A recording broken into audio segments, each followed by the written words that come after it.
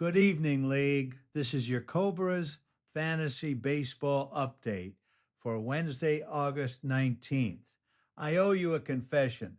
Before anything else, the league feed would not open for me today. Standings, matchups, category splits, all of it came back forbidden. So I have no scoreboard to read you, and I am not going to invent one. In the old days, I would have made up a number, said it with confidence, and talked myself into believing it by the third inning. I don't do that anymore. What I do have is last night around the majors, and last night had some texture to it. We started Milwaukee because we have no choice. Brewers 22, Mariners 0, 22 to nothing. I have watched a lot of baseball and I still do not have a good explanation for a game like that.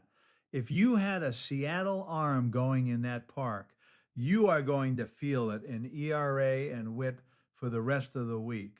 If you had Brewers bats, you woke up this morning convinced you had figured something out. Neither of those is true. It was one night, it was just a very loud one. Everything that arrives leaves, 22 runs included. Elsewhere, the offense traveled well. Cleveland put up 8 on San Francisco. Toronto hung 10 on Tampa Bay. Boston beat Arizona 9 to 4. Texas shut out Washington 5 to nothing. Those are the four places where runs and RBI quietly moved last night and where somebody's ratios took a hit they did not deserve. The quiet games were quiet. Cardinals 3, Reds 0, Padres 5, Mets 2, Angels 3, Astros 1, with Houston's bats going missing at home. Cubs over the White Sox 4 to 3. Royals over the Athletics 4 to 3. Pirates 4, Tigers 1. Twins 4, Braves 1. Phillies 6, Marlins 4. And in Colorado, Dodgers 7, Rockies 6. 13 runs at altitude is basically a pitcher's duel.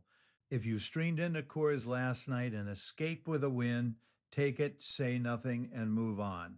Then there is the other one, Yankees 3, Orioles 1. In Baltimore, a one-run game they had no business controlling, and they controlled it anyway because that is the arrangement the universe has apparently made. I sat in a booth for 31 years, and I never once found the commonplace on a Yankees broadcast. I have let go of a great deal in this life. Not that. That one I am keeping. I did catch myself somewhere around the eighth inning of that game doing the math on what a Baltimore comeback would have been worth. Not for money, just the shape of it, the old reflex. I noticed it, I set it down, and I went and made tea. That is the whole practice most days. As the Buddha said, it ain't over till it's over. And this week is not over. I will be back tomorrow, and hopefully the feed will be back with me. When it is, we will find out whose 22 run night actually mattered and whose was just noise. My guess is mostly noise. It usually is. This is Roger. May your streamers stream and your closers close.